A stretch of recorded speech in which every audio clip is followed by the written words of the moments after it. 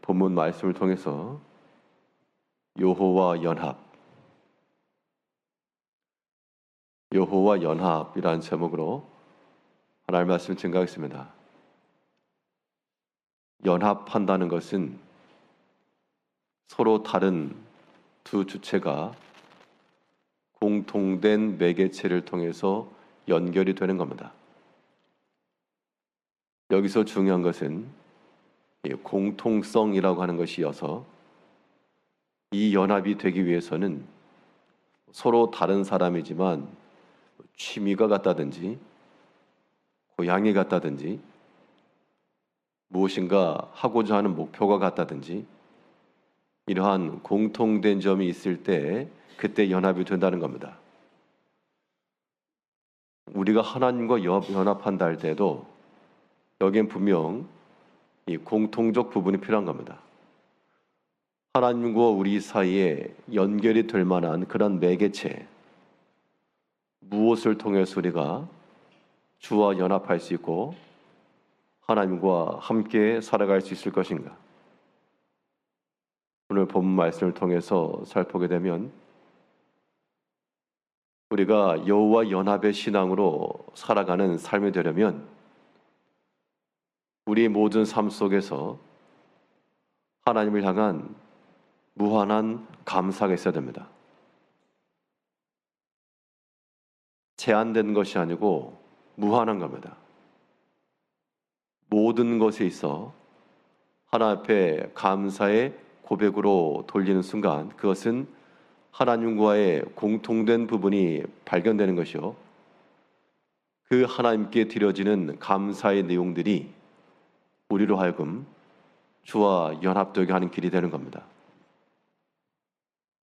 오늘 본문 4절에서 여호와의 말씀이니라 그날 그때 이스라엘 자손이 돌아오며 유다 자손도 함께 돌아오되 그들이 울면서 그 길을 가며 그의 하나님 여호와께 구할 것이며 포로로 잡혀갔던 그들이 다시 돌아올 것인데 그때 그들이 어떻게 돌아올 것인가에 대한 모습을 지금 예언을 하고 있습니다. 이스라엘과 유다 자손이 함께 돌아오는데 그들이 울면서 그의 길을 갈 것이라. 여기서 울면서 간다라고 하는 것은 포로로 잡혀갈 때도 분명 울었을 것이고 그때의 울음이라고 하는 것은 상실된 것과 두려움과 쫓겨가는 것에 대한 그러한 울음이라면 오늘 4절에 나오는 이 울면서 완다 할 때는 하나님께서 회복시키신 것에 대한 감사와 또 본토로 돌아가는 그 설렘과 그 기쁨과 즐거움이 수반된 눈물입니다. 어떠한 때 우리가 눈물을 흘릴 수 있는가? 전혀 예상치 못하고 기대하지도 않았던 곳에서 우리의 도움의 손길을 받게 되면 사람의 마음이 감격을 받고 또 때로는 감사의 눈물도 날 수가 있습니다. 오늘 본문 4절에 나오는 울면서라고 하는 이 눈물의 의미는 결국 하나님께 대한 이 극진함의 감사죠. 이렇게까지 해주시는가? 하나님께 대한 무한한 감사가 그들의 눈물로서 표현된 겁니다. 그런 마음을 가지고 우리가 여호와와 연합한다는 것인데 하나님께 대해서 우리가 무한히 감사한다는 것은 하나님으로 인해서 하나님께서 우리에게 베푸신 그 은혜에 대한 감격이 있어야 된다는 것이고요.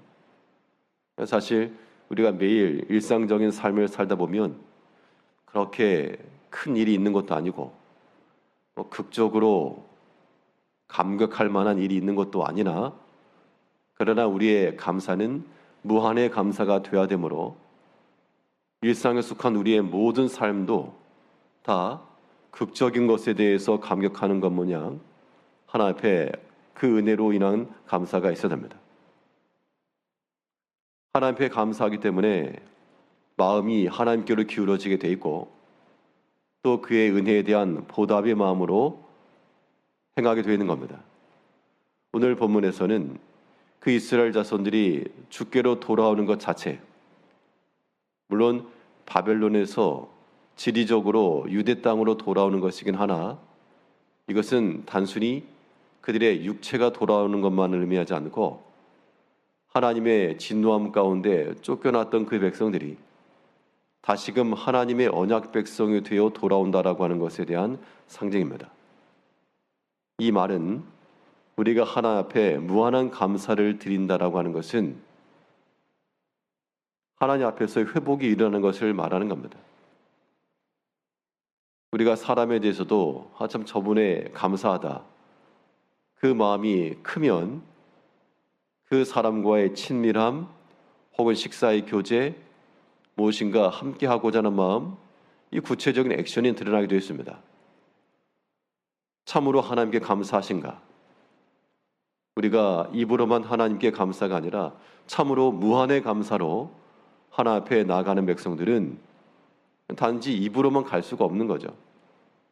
우리가 은혜를 입으면 하다못해 한 끼 식사라도 대접하고자 하는 그런 기본적인 마음이 드는 것처럼 참 하나님께 은혜가 크다, 무한한 은혜라 라고 할 때는 감사의 눈물이며 하나님께 대한 감사의 예물이며 하나님께로 돌이키는 우리의 마음이며 수반된 모습들이 있어야 된다라고 하는 것들을 기억하면서 오늘 하루 동안에 무한한 감사로 내가 하나님께로 돌이킬 수 있는 부분이 무엇이며 또한 하나님 앞에 우리의 마음을 다 드려야 되겠습니다.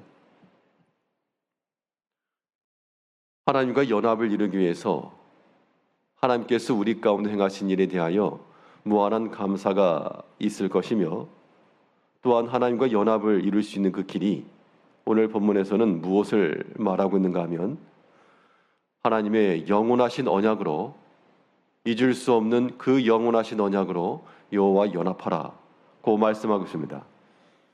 5절에서 그들이 그 얼굴을 시온으로 향하여 그 길을 물으며 말하기를 너희는 오라 잊을 수 없는 영원한 언약으로 여호와와 연합하라 하리라.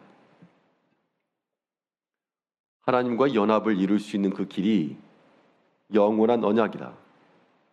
이 영원한 언약인데 이 영원한 언약이 잊을 수 없는 영원한 언약이라 하였으므로 결국 그 언약의 말씀을 무엇하라는 겁니까? 잊지 말고 기억하라 그 얘기죠. 영원한 언약임에도 불구하고 우리가 기억하지 못하고 인지하지 못하면 그 영원한 게 될 수 없는 겁니다. 우리 자신에게는. 이제 하나님과 연합이라고 하는 이 영원한 언약이 우리 가운데서 잊혀지지 않고 항상 기억한 바가 되려면 우리 마음에 새겨야 되고요. 또 항상 기억하는 것에 가장 현실적이고 좋은 방법은 그 영원하신 언약의 말씀을 반복하여 가까이 하는 겁니다. 사람이 기억력이 좋지 못해서 한 번 들은 것을 잊어버리기 쉬워도 옆에서 계속 말해주면 어느 순간에는 귀에 못이 박히기까지 자연스럽게 알게 되는 그 때가 온다는 겁니다. 그런 의미에서 우리가 이 하나님 앞에 나오는 시간들, 하나님의 말씀을 듣는 그 시간의 주기들을 짧게 하는 것이 중요한 겁니다. 일주일의 단위로 주의 말씀을 듣는 사람보다는 하루 단위로서 말씀을 듣는 사람이 더 그 잊을 수 없는 영원한 언약으로 사는 것이고 하루를 주기로 살아가면서도 또 몇 시간을 단위로 주의 말씀을 묵상하고 기도하는 이러한 사람들은 잊을 수 없는 영원한 언약으로 함께 사는 겁니다. 그 주기를 가까이 하셔야 됩니다. 우리가 세상에 대해서 세상 이길 만한 힘이 넉넉하지 않고 미혹에 빠지기 쉽고 우리 마음이 너무나 약하고 이러한 때에 이길 수 있는 길은 음식을 조금씩 먹어가는 것처럼 하나님의 말씀을 그 영원하신 언약을 조금씩 반복적으로 가까이 하고 듣고 묵상하는 것이 힘이 되는 겁니다. 신구약 성경에 하나님의 말씀이 많이 있어도 이 본문에 이 구절에 이러한 말씀이 있다라고 하는 것은 이 구절을 짧은 순간에 찾고 짧은 주기 가운데서 발견하지 않으면 우리가 발견할 수 없죠. 하나님과 연합이라고 하는 것은 영원하신 언약이 매개체가 될 수 있는 것이고, 영원한 언약이라고 말할 때는 결국 그 말씀이 우리의 무엇이 되어야 될 것인가 하니 우리 길이 되어야 될 것을 말하고 있는 겁니다. 그 영원한 언약으로 너희가 돌아오면서 5절 다시 보시면 그들이 그 얼굴을 시온으로 향하여 그 길을 물으며 말하기를 너희는 오라 잊을 수 없는 영원한 언약으로 여호와와 연합하라. 영원하신 그 언약의 말씀이 그들의 길이 되므로, 여기서 말하는 길이 유대로 돌아갈 수 있는 길이 어디인가, 실질적인 길도 의미하나 하나님의 말씀이 우리 인생의 길이 될 것이므로 이제는 우리가 포로와 같이 잡혀가지 않고 하나님의 언약 백성으로 살겠노라라고 하는 그러한 모습을 보여주고 있죠. 이제 우리가 어느 길로 걸어갈 것인가, 내 인생의 길이 무엇이며 어떠한 선택을 이룰 것인가에 대한 선택의 순간들마다 하나님의 그 영원하신 언약으로 우리의 길을 삼고 하나님과 연합하여 오늘도 주와 함께 기뻐하며 즐거워하며 그 말씀의 위를 얻으며 살아가시는 한 날이 되시기를 바라겠습니다. 기도하겠습니다.